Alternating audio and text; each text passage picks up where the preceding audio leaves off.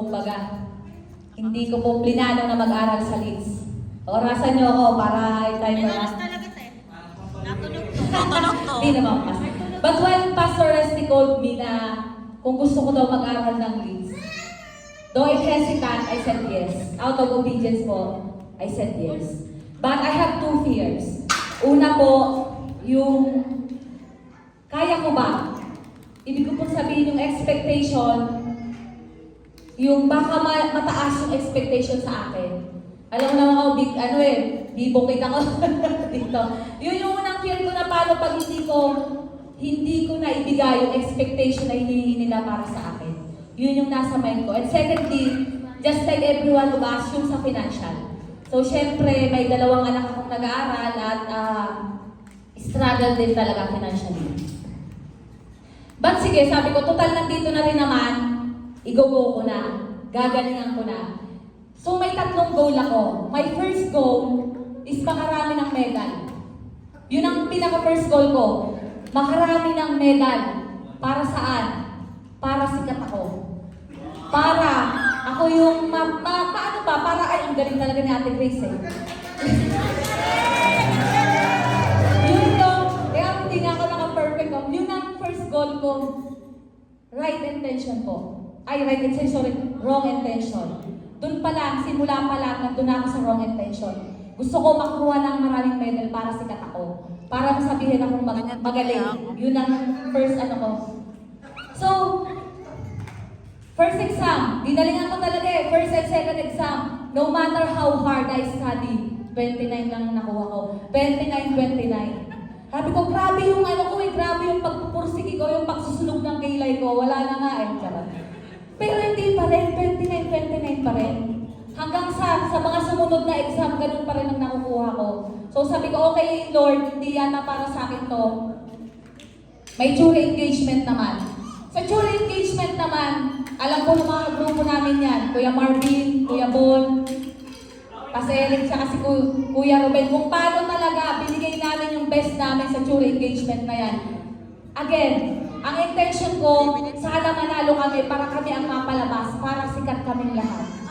Honestly, yung po yung intention ko lagi. Gusto ko kami yung mapalabas para kami yung sikat. Para kami yung masabihan na magaling. Which is wrong intention pa rin po. So yun talaga yung mga intention ko nung nagano ko eh. Kaya I was so disappointed nung hindi kami yung nakuha sa sa jury engagement. Kasi talagang parang kumbaga buwis-buhay yung jury engagement namin eh. Yun talaga yung nagano. Kaya nung hindi kami nakuha, parang sabi ko, Lord, bakit gano'n? Parang binigay ko naman yung best ko. Parang bakit gano'n? No, parang na-depress talaga ako noon. But sige, sabi ko, meron pang isa. Yung best in preaching. Yun yung pinakaano ko.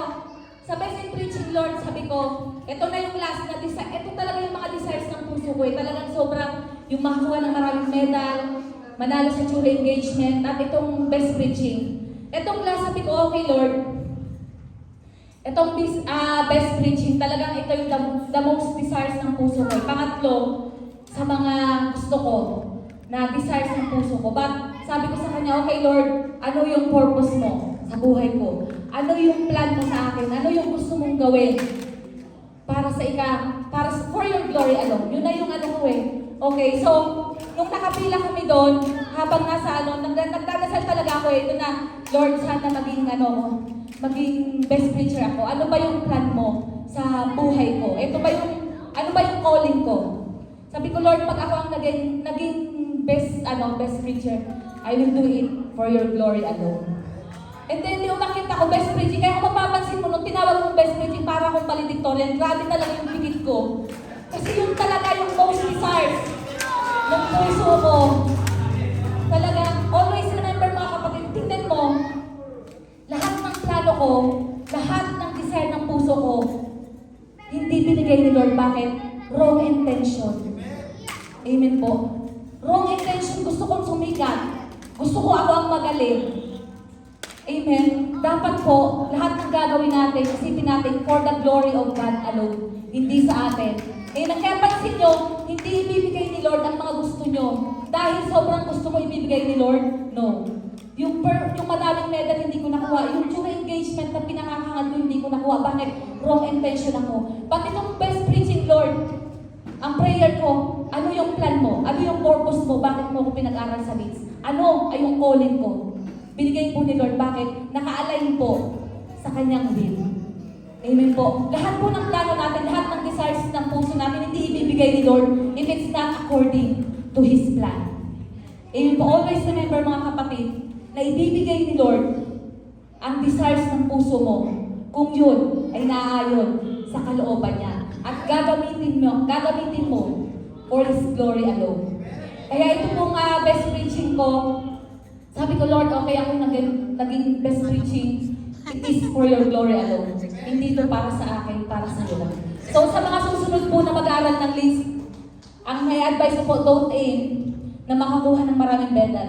Kung gusto niyo makakuha, it's okay po, bonus na yon. But the primary purpose, kung bakit po tayo mag-aaral ng list, upang matutunan natin kung paano paglingkuran ng Panginoon ng buong puso natin. It is not para tayo ay mapurihan, kundi ang Panginoon. Always remember that we are serving a King. Amen? And not just a King, but the King of Kings. Kaya kailangan sa pag-aaral ng list, matututo po tayo kung paano paglingkuran ang hari ng mga hari. Amen po. Glory to God alone. Maraming salamat.